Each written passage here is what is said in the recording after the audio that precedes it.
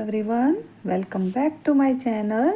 मैं फिर से क्लास 6 की ज्योग्राफी का चैप्टर 6 लेके आई हूँ, जो है major landforms of the earth. Landforms क्या होता है?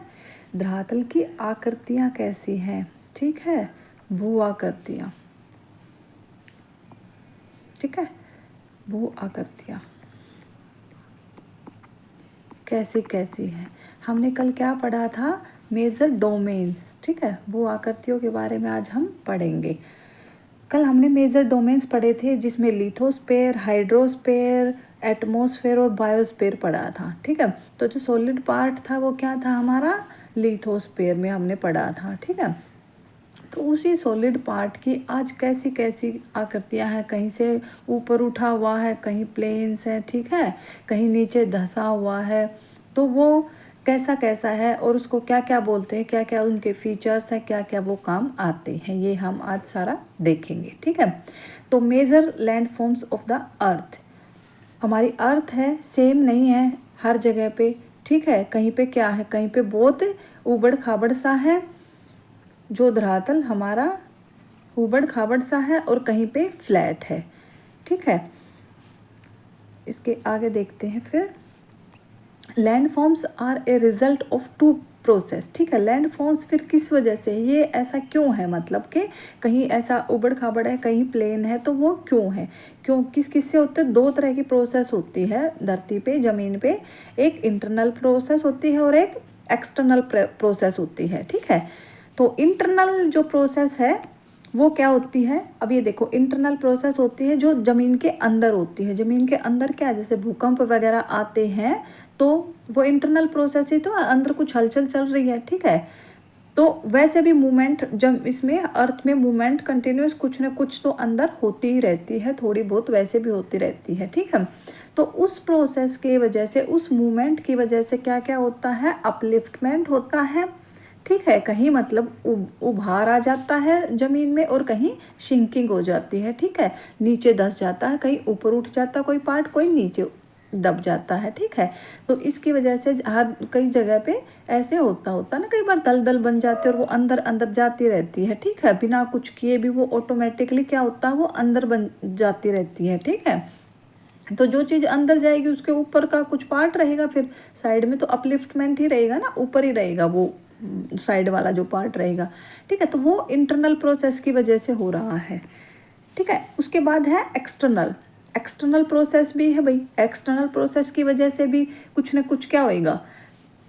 External process is the continuous wearing down and rebuilding of the land surface. अब देखो, एक्सटर्नल प्रोसेस क्या है? जो मतलब ज़मीन के बाहर जो मूवमेंट होती है, ज़मीन के बाहर क्या क्या मूवमेंट होएगी भाई? हवा, तूफान इतनी तेज़ी से आते हैं, पानी का बहाव इतनी तेज़ी से आ सकता, बारिश जो तेज़ी से आएगी उससे क्या रहेगा? पानी बहाव का जो बढ़ेगा, ठीक है, पानी का जो बहाव उसका बढ़ेगा, उसके वजह से क्या होएगा?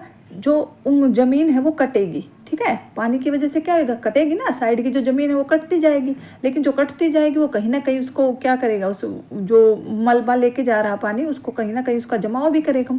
तो ये क्या है? ये सारा प्रोसेस है एक्सटर्नल प्रोसेस, जिसमें कि वियरिंग डाउन, मतलब कि जो ज़मीन है वो कटती फटती रहती है, और रीबिल्डिंग, अब जहाँ कहीं से भी कटे फटे गई उसको दूसरी जगह पे जो लेके जाएंगे, और उसको जहाँ वो मलबा छोड़ेगा पानी, तो उससे क्या होगा? रीबिल्ड होएगा, ठीक है। तो इसी प्रोसेस को, एक्सटर्नल प्रोसेस को ही हम फिर क्या आगे वो कर देते हैं? इरोजन। इरोजन होता है कटाव होना, डिपोजिशन होता है उसका जमाव होना। तो जब जहाँ कहीं से ज़मीन कटती है, कहीं उसका डिपोजिशन हो जाता है, उससे क्या रहेगा? लैंड फॉर्म्स में डिफरेंस आएगा ना, ठीक है। तो ये एक्सटर्नल प्रोसेस की वजह से होता है, ठीक है। ये किससे होएगा भाई? एयर से भी हो सकता है भाई, वाटर से भी हो सकता है, रेनफॉल से भी हो सकता है, वाटरफॉल से भी हो सकता है, तो क्या नदियों की वजह से, पानी कई बार ज़्यादा बहाव की वजह से। तो ये सारी चीज़ें, इरोजन और डिपोजिशन एक्सटर्नल प्रोसेस में आते हैं, जो कि ज़मीन के जो हमारी आकृति है, भूमि की जो आकृति है उसको चेंज करते हैं, उसको फिर से रीबिल्ड करते हैं, दोबारा बनाते हैं, ठीक है। फिर नेक्स्ट चलते हैं। ये हमने देखा इंटरनल और एक्सटर्नल प्रोसेस, जिसकी वजह से हमारे लैंड फॉर्म्स जो है चेंज होते रहते हैं। फिर जो लैंड फॉर्म चेंज हुए हैं उसको हम क्या क्या नाम देते हैं, ठीक है।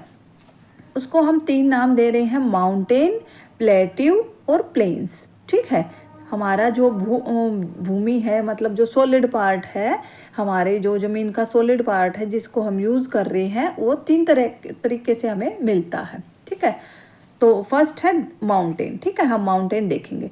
Is mountain is an natural elevation of the earth surface. ठीक है, नेचुरल है ये, माउंटेन हमने नहीं बनाया है, ये नेचुरल प्रोसेस है। ठीक है, ये नहीं है कि हमने कहीं से मिट्टी उठा के और ऐसे इकट्ठा करते गए। मैन मेड चीज़ें ये नहीं है। ये जो मूवमेंट होती है, अर्थ में जो मूवमेंट होती है, उसी की नेचुरल प्रोसेस की वजह से ही माउंटेन का निर्माण होता है। अर्थ के सरफेस से क्या रहेगा, उठा हुआ, एलिवेशन रहेगा, एलिवेटेड पार्ट होता है ये। ठीक है, अर्थ के धरातल से उठा हुआ, ऊपर उठा हुआ भाग होता है, जिसको हम आगे माउंटेन बोलते हैं। लेकिन माउंटेन ये नहीं कि जस्ट थोड़े से उठे हुए भाग को ही हम माउंटेन बोल देंगे, नहीं, उसके लिए कुछ फीचर्स हैं जो होने चाहिए उसके लिए। एक तो क्या रहेगा इसकी, may have a small summit and a broad base. लगभग सभी माउंटेन्स का क्या रहता है, बेस है जो धरातल है वो चौड़ा रहेगा और ऊपर ऐसे ऐसे ऐसे ऐसे फिर वो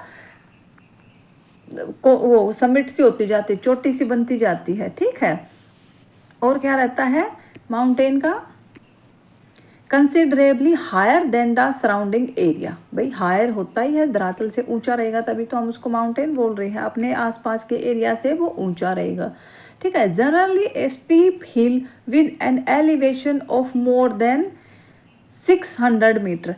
देखो क्वेश्चन आते हैं ऐसे, Generally, a steep hill with an elevation of more than 600 meter is termed as a mountain. ठीक है, 600 मीटर से ऊपर के जो ऊपर उठा हुआ भाग है 600 मीटर से धरातल से, ठीक है, 600 मीटर और उससे भी आगे। ठीक है, आगे तो हज़ारों में है ना मीटर, जैसे हमने माउंट एवरेस्ट पढ़ा है। ठीक है, 8,848 मीटर ऊंची चोटी है सबसे। ठीक है, तो फिर क्या है, ये बढ़ता जाता है, लेकिन 600 मीटर और उससे ऊपर के हम उसको क्या कर देते हैं, माउंटेन की संज्ञा दे देते हैं। ठीक है, माउंटेन बोला जाता है। क्वेश्चन आता है, एग्जाम में आया हुआ है, 600 मीटर पूछी हुई है। ठीक है, इसकी हाइट माउंटेन की।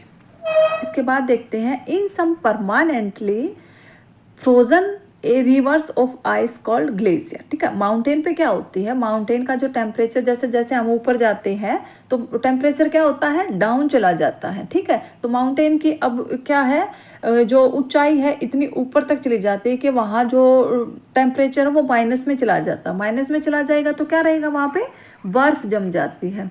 ठीक है, जब बर्फ जम जाती है तो कुछ ऐसी नदियाँ बन जाती हैं, माउंटेन से ही तो है, नदियाँ कहाँ से, बर्फ़ पिघलने से ही तो नदियाँ बन रही है ना। तो जो बर्फ़ पिघलने से नदियाँ ऐसे बनी हुई है, और ऑलरेडी कई बार क्या होता है कि वो नदियाँ परमानेंटली फ्रोज़न हो जाती हैं, बन तो गई वो लेकिन फ्रोज़न स्टेट में है अभी। ठीक है, जमी हुई है, तो उसको ही हम क्या बोलते हैं, ग्लेशियर बोलते हैं। ठीक है, उसको ग्लेशियर बोला जाता है।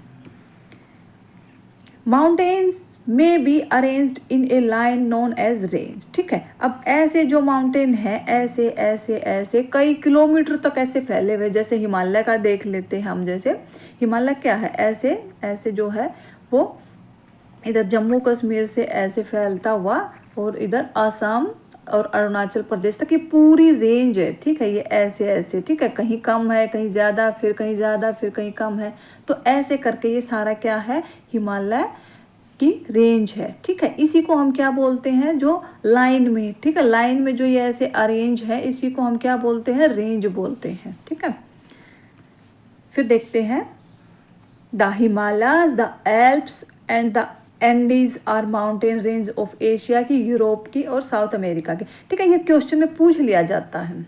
ठीक है, हिमालय किसकी आएगी, एशिया की आएगी, एल्प्स है यूरोप की माउंटेन रेंज, ठीक है, और एंडीज है साउथ अमेरिका की। ठीक है, साउथ अमेरिका की एंडीज है। ठीक है, जो लॉन्गेस्ट माउंटेन रेंज है ना, साउथ अमेरिका के एंडीज, मैंने कल वाले उसमें पढ़ा होगा, कल या परसों वाले। तो एंडीज क्या है, साउथ अमेरिका की लॉन्गेस्ट माउंटेन रेंज है, सबसे लॉन्गेस्ट है ये। ठीक है, इसके बाद देखते हैं आगे क्या है। आगे है फिर 3 टाइप्स ऑफ माउंटेन। अभी हमने माउंटेन पढ़ा, माउंटेन में क्या क्या होता है ये पढ़ा, क्या क्या उसके फीचर्स हैं, क्या क्या होने चाहिए एक माउंटेन्स के लिए कि भाई वो माउंटेन तभी बोला जाएगा। अभी हम देखते हैं कि कितने टाइप के माउंटेन्स हैं फिर, ठीक है। तो 3 टाइप के जो माउंटेन्स हैं वो बोला गया है।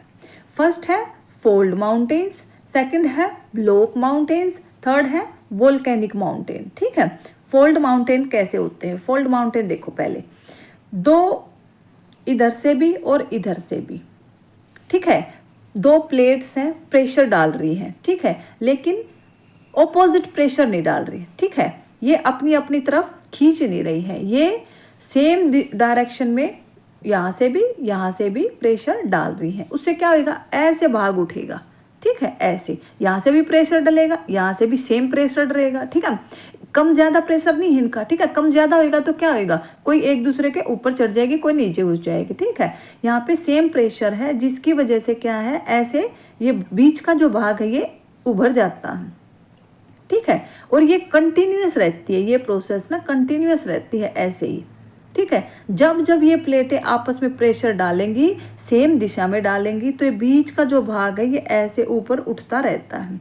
इसीलिए हिमालय को ना ऐसे बोलते हैं कि अभी भी हिमालय ना कंटिन्यूस निर्माण की स्थिति में है। अभी भी हिमालय की जो हाइट है अगर फिर से मेजर करें तो फिर से कुछ पॉइंट बड़ी मिलती है, ठीक है। क्योंकि यहाँ से अभी भी कंटिन्यूस क्या ये प्रेशर डलता रहता है, ठीक है। तो ये है फोल्ड माउंटेन। समझ में आ गया ना कि दोनों तरफ से जब प्रेशर डलता है और बीच का जो भाग है वो उभरता रहता है, फिर नीचे नहीं दबता है, वो उभरता रहता है, ठीक है। इधर से भी प्रेशर पड़ेगा और इधर से भी प्रेशर पड़ेगा, तो बीच वाला भाग क्या रहेगा, फिर से ऊपर उठ जाएगा, ठीक है।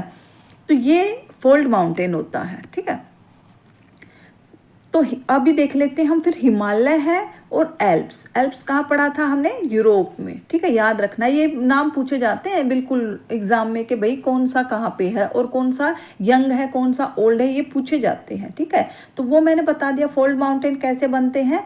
अब हिमालय और एल्प्स है जो, वो यंग फोल्ड माउंटेन मैंने बताया था ना, अभी भी निर्माण की उसमें है, अभी ताज़ा ये अभी भी बन रहे हैं, हिमालय अभी भी बन ही रहा है, ठीक है। ऐसा नहीं है कि हिमालय अब बन के पूरा हो चुका है, ठीक है। तो ये अभी भी बन रहा है। यंग फोल्ड माउंटेन में आएंगे। अरावली है जो, Aravalli range in India, Aravalli की पहाड़ियाँ देखी है ना, अरावली की पहाड़ियाँ बिल्कुल ओल्डेस्ट है ये, ठीक है, ओल्डेस्ट है, वर्ल्ड में ओल्डेस्ट फोल्ड माउंटेन के उसमें बोली जाती है, ठीक है, मानी जाती है। फिर ये है कि एक हवाई दे रखा है जो अंडर सी माउंटेन है, एक हवाई नामक अंडर सी माउंटेन है, वो कहाँ पे है, पैसिफिक ओशियन में है, ठीक है। जो माउंट एवरेस्ट चोटी हम तो उसके सी से बाहर देखते हैं ना, अर्थ के उस पे सरफेस पे देखते हैं, उसमें जो 8,848 मीटर ऊंची मानी जाती है, लेकिन ठीक है जो अंडर सी माउंटेन के अगर पूछे तो इसकी 10,205 मीटर इसकी ऊंचाई है और ये हवाई है, ठीक है। क्योंकि क्या है भाई, माउंटेन अंडर सी भी तो बन सकते हैं। अब वॉल्केनिक है, ज्वालामुखी है, ये तो नहीं ना जमीन पे ज्वालामुखी फट रहा है, समुद्र में भी ज्वालामुखी फट रहा है। अब ज्वालामुखी अगर फटेगा तो बाहर आके कहीं ना कहीं वो ठंडा भी तो होएगा, तो ये ऐसे बना हुआ है हवाई, ठीक है। इसके बाद देखते हैं ब्लॉक माउंटेन। ब्लॉक माउंटेन क्या है, ब्लॉक माउंटेन देखो हमने फोल्ड माउंटेन पढ़ा था, दोनों तरफ से सेम बल आ रहा है, सेम कंप्रेशन आ रहा है, ठीक है, कंप्रेस्ड की जा रही है धरातल को, ठीक है। अब है कि भाई दोनों तरफ से बल तो आ रहा है लेकिन ऐसे चला जाता है वो, ऐसे, ठीक है, यहाँ से भी आ रहा है, यहाँ से भी आ रहा है, यहाँ से भी आ रहा है, लेकिन सेम नहीं है, ठीक है। तो वो क्या होएगा, सेम नहीं रहेगा, तो वो ऐसे जो ये प्लेट्स हैं, टेक्टोनिक जो प्लेट्स हैं, जमीन की जो टेक्टोनिक प्लेट्स हैं, ये क्या करेंगी, एक दूसरे के कोई अंदर घुस जाएगी, कोई ऊपर चढ़ जाएगी, ठीक है। तो ये कुछ ऐसे होता है, ब्लॉक माउंटेन्स है कुछ ऐसे, मैं फिर से करके दिखाती हूँ, ये ऐसे होता है, ठीक है, ऐसे ये प्लेट्स आ रही हैं लेकिन ये कुछ टकरा जाती है, ब्रोकन हो जाती है, ठीक है, टकरा के फिर कोई इसके अंदर घुस जाएगी, कोई इसके नीचे घुस जाएगी, बिल्कुल ऐसे होता है ये, ठीक है। तो ऐसे फिर ये नहीं है कि ना एक ही जो क्रस्ट है पूरी लेयर, जो हमारी क्रस्ट लेयर है, तो वो ऐसे ऐसे करके एक दूसरे में कोई धस जाती, कोई ऊपर चढ़ जाती है। तो ब्लॉक माउंटेन्स का यही प्रोसीजर है, ठीक है, बनने का ब्लॉक माउंटेन का यही प्रोसीजर है। Large area are broken and displaced vertically, ठीक है, और वर्टिकली मैंने दिखा ना कि वर्टिकली अभी ये हॉरिजॉन्टली जो आ रही है तो क्या होएगा, कोई अंदर घुसे कोई, तो वर्टिकली जमाव जो होएगा वो तो वर्टिकली होएगा ना, ठीक है।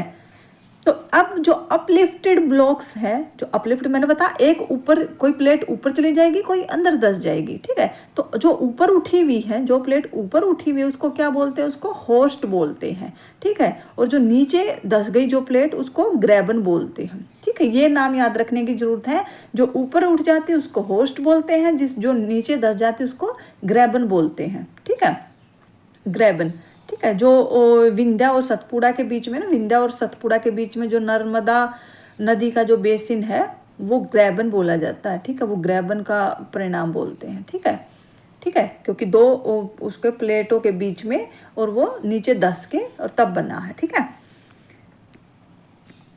नेक्स्ट देखते हैं क्या है, राइन। अब एग्जाम्पल देख लेते हैं, ब्लॉक जो माउंटेन है उसके पूछे जाते हैं राइन वैली। राइन वैली है जर्मनी में, वॉसगेस, ठीक है, वॉसगेस जो माउंटेन है वो है यूरोप में, ठीक है, इंपॉर्टेंट है एग्जाम के पॉइंट ऑफ व्यू से। इनके नाम पूछ लेते हैं, कहाँ पे है और कौन सा ये माउंटेन, ये ब्लॉक माउंटेन है, ठीक है। ये जो टेक्टोनिक प्लेट्स हैं उनके आपस में टकराने के और ऊपर उठने के और नीचे धंसने की वजह से ये बनी है। राइन वैली नीचे धंसने की वजह से हो जाएगा जैसे, और वॉस जो माउंटेन है वॉसगेस ये अपलिफ्टमेंट की वजह से हो जाएगा, ठीक है। फिर है वोल्केनिक, हमने दो पढ़े, फोल्ड माउंटेन, ब्लॉक माउंटेन, ठीक है। अभी हम देख रहे हैं वोल्केनिक माउंटेन। वोल्केनिक क्या है, जो ज्वालामुखी के उससे होते हैं, वोल्केनिक एक्टिविटी से बनते हैं। देखो अब वोल्केनिक जो एक्टिविटी है वो क्यों होती है, जमीन में अंदर गर्माहट की वजह से, बहुत ज़्यादा प्रेशर की वजह से, ठीक है। जितना ज़्यादा प्रेशर होगा, जितनी ज़्यादा डेंसिटी होगी, उतनी ही स्पीड से क्या रहेगा, ज्वालामुखी बाहर फटेगा। अब वहाँ इतनी अंदर गर्मी है, ठीक है, बाहर इतनी गर्मी है नहीं, ठीक है। तो जहाँ जो अब ये देखो ना, माउंटेन क्या है, फ्रोजन स्थिति में भी तो है ना, बिल्कुल। तो क्यों, वो टेम्परेचर कम की वजह से, ठीक है। तो बाहर फिर वो उसके अकॉर्डिंग, मतलब जमीन के अंदर के अकॉर्डिंग, इस गर्मी को मत देखना कि भाई जून में जो गर्मी हो जाती, नहीं, जमीन के अंदर बहुत ज़्यादा गर्मी है। तो उस गर्मी की वजह से, और जब वोल्केनिक ज्वालामुखी फुटता है, बाहर निकलता है, तो क्या होएगा, वो बाहर आके जम जाएगा, क्योंकि अंदर की गर्मी के अकॉर्डिंग बाहर बहुत ज़्यादा टेम्परेचर उनको कम मिलेगा, ठीक है। तो वो जो ज्वालामुखी जो जम जाएगा उसी को क्या बोलते हैं, वोल्केनिक माउंटेन बोलते हैं। आई होप आपको ये क्लियर हुआ होगा, ठीक है। तो अब एग्जांपल जैसे किलिमंजारो है जो अफ्रीका का है, वो वोल्केनिक एक्टिविटी की वजह से बना हुआ है। फुजियामा है जो जापान में है, ठीक है। ये नाम याद रखना जरूर, क्योंकि इनमें से एग्जाम में पूछते हैं, ठीक है। फिर जो हमारा लैंड फॉर्म है, माउंटेन हमने पढ़ लिया, 3 तरह के माउंटेन पढ़ लिए। फिर है प्लेट्यूज, ठीक है। प्लेट्यूज क्या होते हैं, पठार। प्लेट्यूज है एन एलिवेटेड फ्लैट लैंड, भाई ऊपर उठा हुआ भी है लेकिन फिर फ्लैट भी है, ठीक है, ठीक है। जमीन से तो ऊपर उठा हुआ है, यहाँ से तो ऊपर उठ गया लेकिन फिर फ्लैट हो गया, उसको ही हम प्लेट्यूज बोलते हैं, ठीक है। प्लेट्यूज बहुत काम आते हैं, ठीक है, बहुत ज़्यादा। ये सोच लो कि ये मिनरल्स की ना खान है बिल्कुल, ठीक है। प्लेट्यूज में, माउंटेन्स में नहीं है, ठीक है, प्लेट्यूज में है। प्लेट्यूज इसलिए यहाँ जो माइनिंग का काम ज़्यादातर माउंटेन में नहीं होता है, प्लेट्यूज में होता है, क्योंकि यहाँ पे बहुत ज़्यादा मात्रा में जो मिनरल्स वगैरह वो पाए जाते हैं, ठीक है। फिर प्लेट्यूज भी यंग और फोल्ड हो सकते हैं, ठीक है, यंग और फोल्ड हो सकते हैं, वो सॉरी यंग और ओल्ड हो सकते हैं।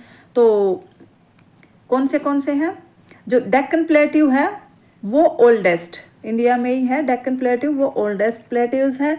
फिर ईस्ट अफ्रीकन प्लेट्यू इन केनिया, तंजानिया, युगांडा, ये भी ओल्ड में ही आएगा, ठीक है। पूछ लेते हैं ईस्ट अफ्रीकन प्लेट्यू कहाँ पे है, तो केनिया, तंजानिया और युगांडा में है, और ये ओल्ड ही है, ठीक है।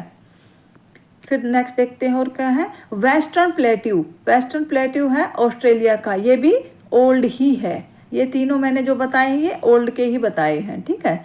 डेक्कन इंडिया में है, और जो ये है ईस्टर्न वाला ईस्ट अफ्रीकन प्लेट्यू है वो केन्या, तंजानिया और युगांडा में है। वेस्टर्न प्लेट्यू है जो ऑस्ट्रेलिया में है, ठीक है।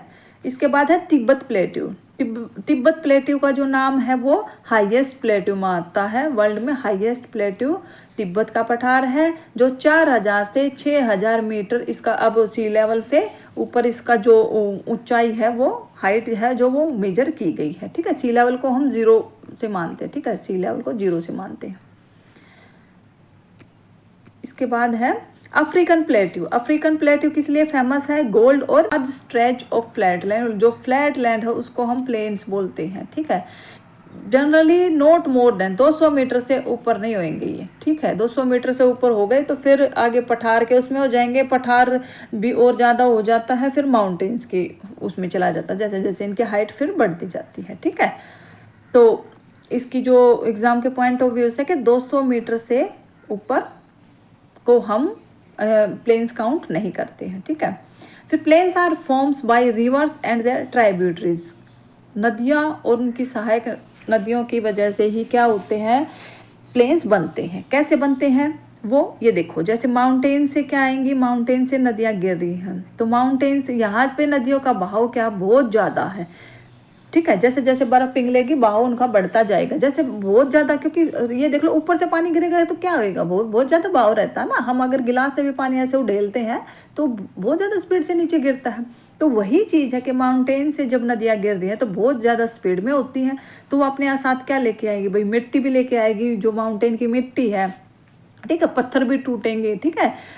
तो इस वजह से क्या ये अपने साथ बहुत सारा कुछ बहा के लाती है। अब उसको कहीं ना कहीं जब नीचे गिरेगी तो उसका जो पानी का स्लोप है वो कम होएगी, स्पीड भी कम होएगी, ठीक है।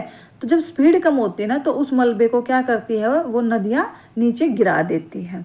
उस गिरे हुए मलबे को ही फिर क्या बोलते हैं आगे, प्लेन्स बनते हैं, ठीक है। लार्जेस्ट प्लेन्स फिर क्या है बना जो गया है वो है एशिया में और नॉर्थ अमेरिका में, ठीक है।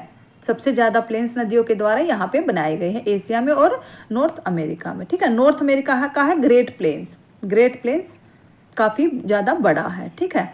और एशिया में क्या क्या है, जैसे गंगा और ब्रह्मपुत्र नदी के द्वारा तो इंडिया में बना हुआ है, ठीक है, बना हुआ है ना इंडिया में गंगा ब्रह्मपुत्र नदी के द्वारा, ठीक है। तो ये काफ़ी बड़ा है। फिर है, एक सेकंड ऊपर कर लेती हूँ, यांगसे, ठीक है। यांगजे है जो चाइना में यांगजे नदी के द्वारा काफ़ी बड़ा बना हुआ है, जो 6300 कम से कम 6300 किलोमीटर अकेले चाइना में ये, ठीक है। तो ये भी काफ़ी बड़ा प्लेन्स है जो नदियों के द्वारा बनाया गया है। तो प्लेन्स वही है कि भी प्लेन्स नदियों के द्वारा बनाए गए हैं और जो बहुत ही ज़्यादा फर्टाइल होते हैं, जिसके अब फर्टाइल रहेंगे तो भाई पॉपुलेशन कहाँ पे ज़्यादा रहेगी, क्योंकि ज़्यादातर हमारी जो पॉपुलेशन है वो एग्रीकल्चर पे डिपेंड है, ठीक है। तो इसकी वजह से ही जो ये प्लेन्स का जो एरिया है ये डेंस पॉपुलेटेड होता है, यहीं पे ज़्यादा पॉपुलेशन रहती है और ये फर्टाइल रहता है काफ़ी ज़्यादा। और बाकी की जो भी और भी जो प्लेन्स एरिया रहेगा उसमें चाहिए देख लो बिल्डिंग बनानी हो, ट्रांसपोर्ट से रिलेटेड, तो सारे काम क्या रहेंगे अच्छे से वहीं पे होंगे। तो इसकी वजह से जो प्लेन्स एरिया है वो बहुत ज़्यादा पॉपुलेटेड रहता है, हमारे बहुत ज़्यादा काम आता है, ठीक है। तो हमने आज के सारे जो लैंड फॉर्म्स थे वो कवर कर लिए हैं। मिलते हैं आपको एक नई वीडियो में नए टॉपिक के साथ। तब तक वीडियो को लाइक करो, शेयर करो और सब्सक्राइब जरूर कर लो चैनल को, ताकि मैं अभी एचटेट जो आएगा उसमें मैं 1 लाइनर जो क्वेश्चन रहेंगे और MCQs रहेंगे वो भी लेके आऊँगी। तो तब तक आप चैनल को सब्सक्राइब कीजिए।